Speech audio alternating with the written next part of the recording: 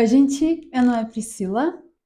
Vamos continuar aqui a leitura de Mateus. Estamos em Mateus 12. O Senhor do Sábado. Naquela ocasião, Jesus passou pelas lavouras de cereal no sábado. Seus discípulos estavam com fome e começaram a colher espigas para comê-las. Os fariseus, vendo aquilo, lhe disseram: Olha, os teus discípulos estão fazendo o que não é permitido no sábado. Ele respondeu: Vocês não leram o que fez Davi quando eles e seus companheiros estavam com fome?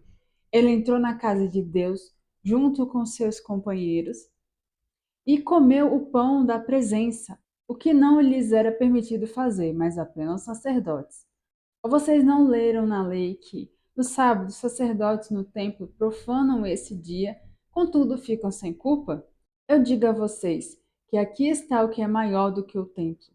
Se vocês soubessem o que significam essas palavras, desejo misericórdia, não sacrifícios, não teriam condenado inocentes, pois o Filho do Homem é Senhor do sábado. Essa questão dos fariseus sempre idolatrarem o sábado. Tinha muita regrinha e proibição no sábado que não fazia o que fazer.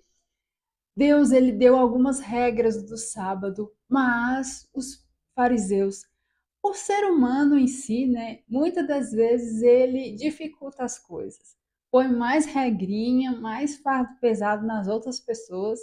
E essa questão do sábado, olha a questão. As pessoas estavam com fome. As pessoas queriam comer, mas não, só porque não pode colher, não pode fazer um trabalho no sábado, as pessoas vão ficar com fome. Os fariseus não estavam nem aí, falavam, não, não pode trabalhar no sábado, mesmo não importa. Jesus falou que ele quer misericórdia, ele quer que seja analisado todas as questões e exceções com misericórdia, com empatia, amor pela pessoa e deixar a regrinha de lado. Saindo daquele lugar, dirigiu-se à sinagoga deles, e estava ali um homem com as mãos atrofiadas, procurando um motivo para acusar Jesus. Eles lhe perguntaram: É permitido curar no sábado? E eles respondeu: Qual de vocês, se tiver uma ovelha e ela cair num buraco no sábado, não irá pegá-la e tirá-la de lá? Quanto mais vale um homem do que uma ovelha? Portanto, é permitido fazer o bem no sábado. Então ele disse ao homem: Estenda a mão. Ele estendeu. E ela fora restaurada e ficou boa como a outra. Então os fariseus saíram e começaram a conspirar sobre como poderia matar Jesus. Sabendo disso, Jesus retirou-se daquele lugar. Muitos o seguiram e ele curou todos os doentes que haviam entre eles, advertindo: não dissessem quem ele era. Isso aconteceu para se cumprir o que fora dito por meio do profeta Isaías. Eis o meu servo a quem escolhi, o meu amado, em quem tenho prazer. Porei sobre ele o meu espírito, e ele anunciará justiça às nações.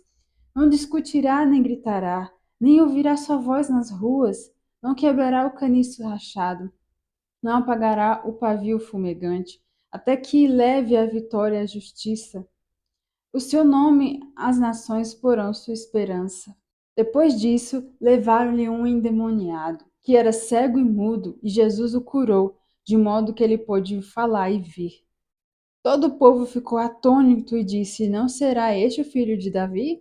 Mas quando os fariseus ouviram isso, disseram: É somente por Beelzebus, príncipe dos demônios, que ele expulsa demônios. Jesus conheceu seus pensamentos e disse-lhe: Todo reino dividido contra si mesmo será arruinado, e toda cidade ou casa dividida contra si mesma não subsistirá. Se Satanás expulsa Satanás, está dividido contra si mesmo. Como então subsistirá o seu reino? Se eu expulso demônios por Beelzebul, por quem os expulso os filhos de vocês?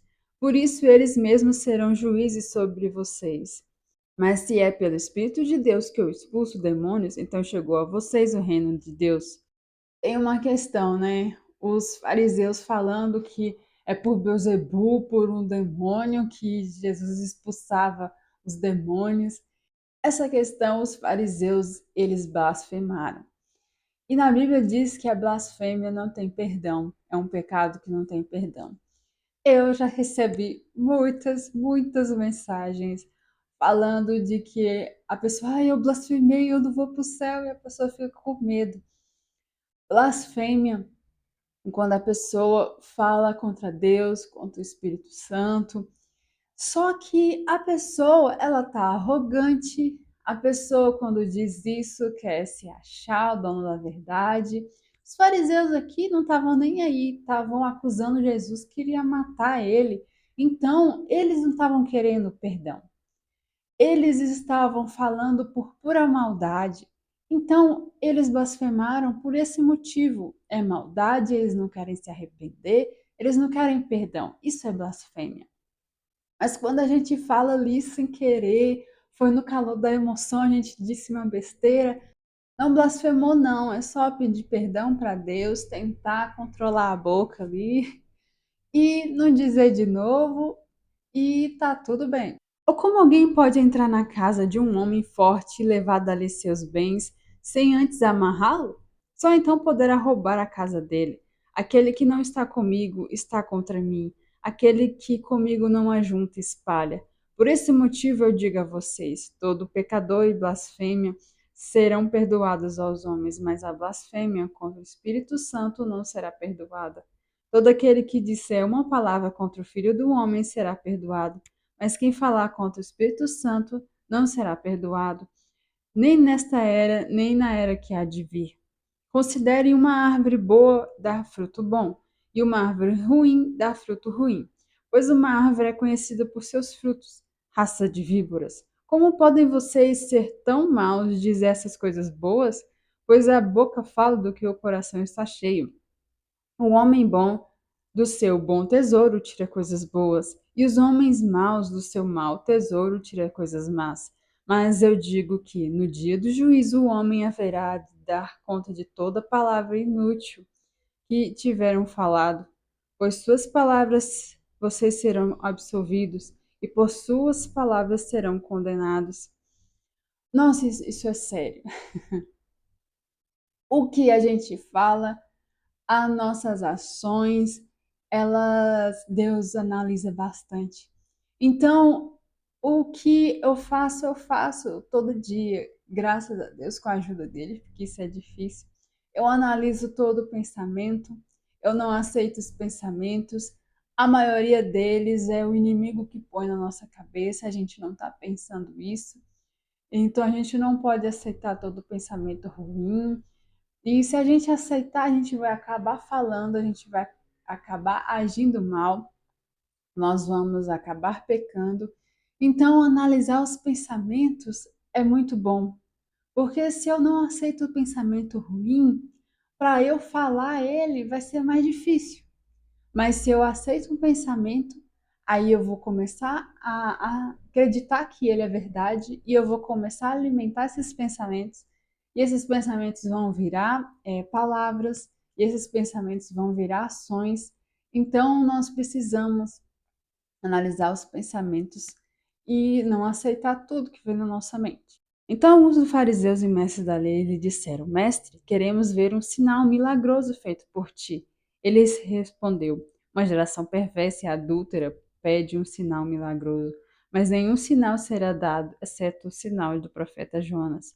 Pois assim como Jonas esteve 3 dias e 3 noites no ventre de um grande peixe, assim o Filho do Homem ficará 3 dias e 3 noites no coração da terra. Os homens de Nínive se levantarão no juízo com essa geração e condenarão, pois eles se arrependeram com a pregação de Jonas. E está aqui o que é maior que Jonas. A rainha do sul se levantará no dia do juízo contra essa geração e a condenará, pois ela veio dos confins da terra para ouvir a sabedoria de Salomão. E agora está aqui o que é maior do que Salomão.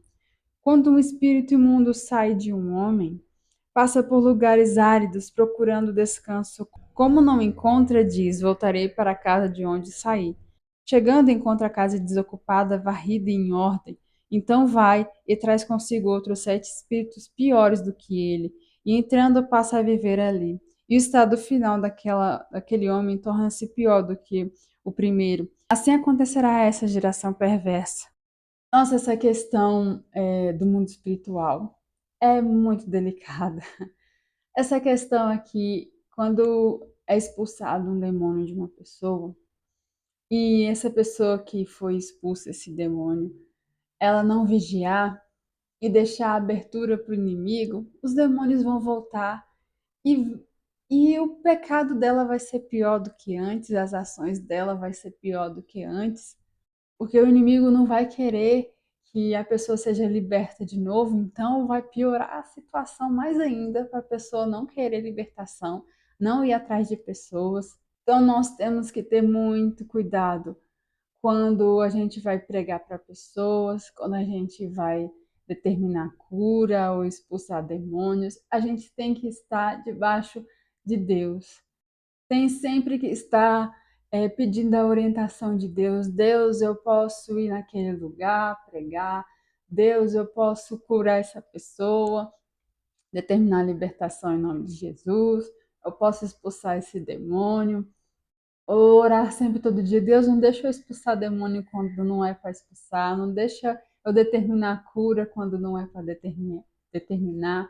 Não deixa eu ir nos lugares pregar sem o teu mandamento, sem o seu guiar. Porque são pessoas. E quando a gente prega para pessoas, determina cura, determina, expulsa demônios, vem retaliação sobre a nossa vida. Só Deus sabe se a gente vai aguentar essa retaliação, coisas ruins acontecerem, porque o inimigo vem atacando, né? A gente atacou ele, ele vem de volta. E além disso, tem essa questão, né? De se expulsar demônio de uma pessoa e o demônio voltar, a pessoa vai ficar pior. Então, Deus, ele tem que ser o nosso guia em tudo, ele tem que nos orientar do que fazer. Falando ainda de Jesus à multidão, quando sua mãe e seus irmãos chegaram do lado de fora, querendo falar com ele, alguém lhe disse: Tua mãe e teus irmãos estão lá fora querendo falar contigo. Quem é minha mãe? Quem são meus irmãos? Perguntou ele. E estendendo a mão para os discípulos, disse: Aqui estão minha mãe e meus irmãos. Pois quem faz a vontade do meu Pai, que está nos céus, é meu irmão e minha mãe e minha irmã. Então é isso, gente. Essa foi a leitura de hoje.